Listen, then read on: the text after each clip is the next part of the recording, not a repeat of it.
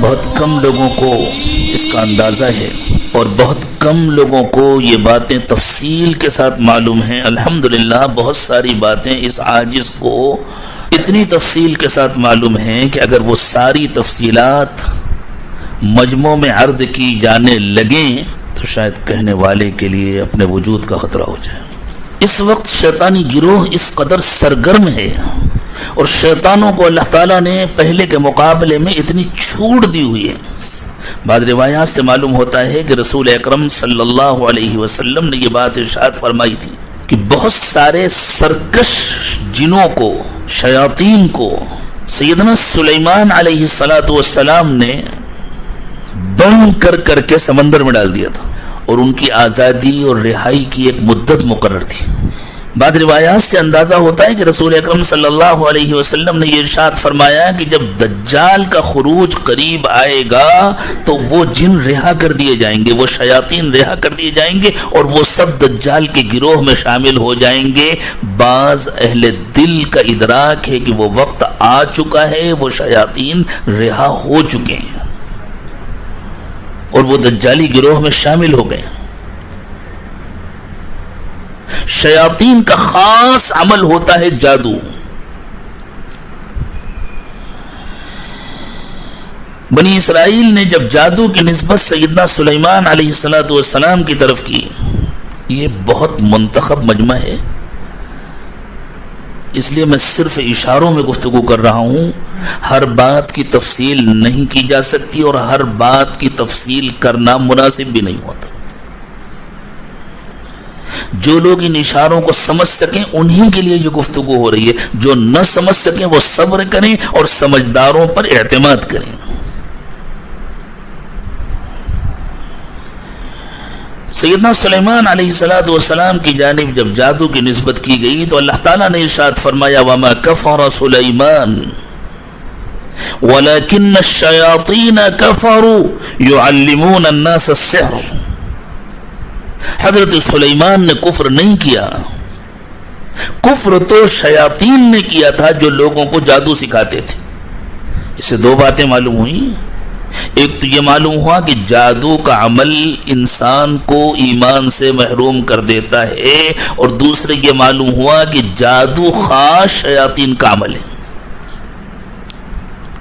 یہ شیاطین صرف جنات نہیں ہوتے، انسان بھی ہوتے ہیں۔ الذي يوسوس في صدور الناس من الجنة والناس۔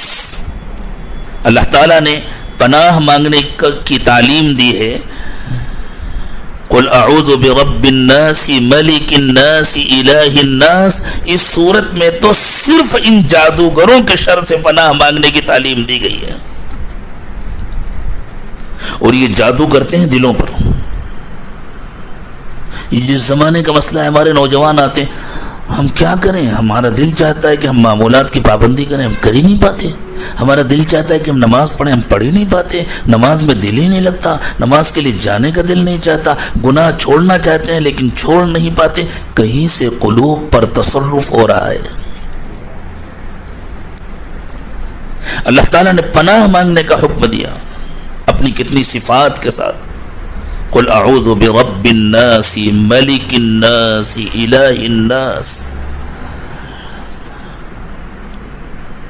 آپ یوں کہا کریں کہ میں حفاظت چاہتا ہوں اس کی جو سب کا رب ہے، جو سب کا بادشاہ ہے، جو سب کا معبود ہے۔ کس چیز سے حفاظت چاہتا ہوں؟ من شر الوسواس الخناس، اس کے شر سے جو چھپ کر دلوں پر تصرف کرتا ہے۔ میں ترجمے میں تھوڑا سا تصرف کر رہا ہوں تاکہ بات واضح ہو جائے، بات پورے طور پر سمجھ میں آ جائے۔ میں اس کے شر سے پناہ چاہتا ہوں جو چھپ کر دلوں پر تصرف کرتا ہے۔ اور یہ کون لوگ ہوتے ہیں؟ من الجنت والناس۔ یہ صرف جنات نہیں ہوتے، یہ جنات بھی ہوتے ہیں، انسان بھی ہوتے ہیں۔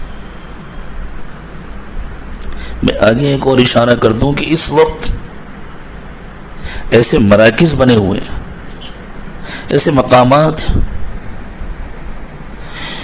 اور صرف ایک جگہ نہیں ہے، ہر جگہ ہیں، ہر طرف ہیں، ہر صوبے میں ہیں، ہر ضلع میں ہیں، جہاں ایسے جادوگر مسلسل بیٹھے ہوتے ہیں 24 گھنٹے میں 1 سیکنڈ کا بھی انقطاع نہیں ہوتا ان کے عمل میں. میں تفصیل کے ساتھ جانتا ہوں، لیکن مجھ سے کوئی صاحب تفصیل پوچھنے کی کوشش نہ کرے. یہ باتیں ہر ایک کو بتلانے کی نہیں ہوتی، اور اس سے کم میں بات سمجھی نہیں جاتی، اس لیے میں نے اتنا عرض کر دیا، ورنہ اتنا بھی کہنے کی گنجائش نہیں ہوتی. وہاں یہ حال ہے کہ ڈیوٹی بدلتی ہے واقع 24 گھنٹے میں، تو ایک جماعت آ کر بیٹھ جاتی ہے، اپنا کام شروع کر دیتی، تب پہلے والے اٹھ کر جاتے ہیں تاکہ 1 سیکنڈ کبھی انقطاع نہ ہونے پائے. ہمارے ملک میں بھی ہو رہا ہے، اسرائیل میں بھی ہو رہا ہے. سو رہے ہیں مسلمان، ایک ایک کو نشانہ بنایا جاتا ہے، ایک ایک کو، فلاں مسجد کے امام صاحب، فلاں محلے کے فلاں ذمہ دار، فلاں صاحب، فلاں دیندار، فلاں جماعت کے ذمہ دار، فلاں صاحب، فلاں مدرسے کے محتمم صاحب اور مفتی صاحب اور مدرس صاحب، اور یہ ایک ایک کو نشانہ بنایا جاتا ہے، اور عمومی طور پر بھی سب پر تصرف کیا جاتا ہے. یہ مسجد جھگڑے، یہ جماعتوں کے جھگڑے، یہ گھروں کے اندر کے جھگڑے، اور یہ جو سیلاب آیا ہوا ہے بے حیائی کا. اور نوجوانوں بہت ہوشیار رہو، فیس بک کے ذریعے اور یوٹیوب کے ذریعے بھی جادو کیا جاتا ہے. جس طرح اللہ والوں کے بیانات سننے سے ان کی روحانی توجہات سننے والوں کے دلوں پر اثر انداز ہوتی ہیں، بالکل اسی طرح بہت سارے پروگرام ہیں فیس بک میں اور یوٹیوب میں جن کو دیکھنے اور سننے سے جو منفی تصرفات کیے جا رہے ہیں وہ قلوب پر اثر انداز ہوتے ہیں. یہ سب کچھ ہو رہا ہے. اس سے بچ جانا انسان کے بس میں نہیں ہے. اللہ جس کو بچائے وہی بچ سکتا ہے.